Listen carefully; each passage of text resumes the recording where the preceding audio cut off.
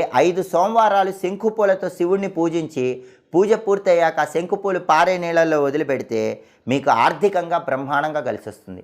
మంగళవారం ఆంజనేయ స్వామిని శంకుపూలతో పూజిస్తే వ్యాపార పరంగా బ్రహ్మాండమైన అభివృద్ధి ఏర్పడుతుంది. బుధవారం విష్ణుమూర్తిని శంకుపూలతో పూజిస్తే వ్యాపారం, ఉద్యోగంలో తిరుగులేని విజయాలు వస్తాయి.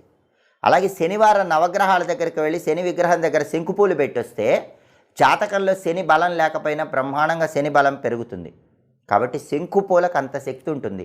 శంకు చెట్టుకి అంతటి ప్రత్యేకత ఉంది. ఇంటి ఆవరణలో శంకు చెట్టు పెంచిన, శంకుపూలతో పూజ చేసిన అద్భుతమైన విజయాలు సిద్ధింపజేసుకోవచ్చు. ఇలా ప్రత్యేకంగా చెట్లు ప్రత్యేకమైన దిక్కుల్లో ఏర్పాటు చేసుకోండి. శంకు చెట్టు ఏ దిక్కులో అయినా పెంచుకోండి. ఉత్తమ ప్రయోజనాలను అందిపుచ్చుకోండి. మీరు నిత్య జీవితంలో తీవ్రమైన ఆర్థిక ఇబ్బందుల వల్ల సతమతం అయిపోతున్నారా? కుటుంబ పరంగా సమస్యలు ఎదుర్కొంటూ అనేక రకాలైనటువంటి ఇబ్బందులు పడుతున్నారా?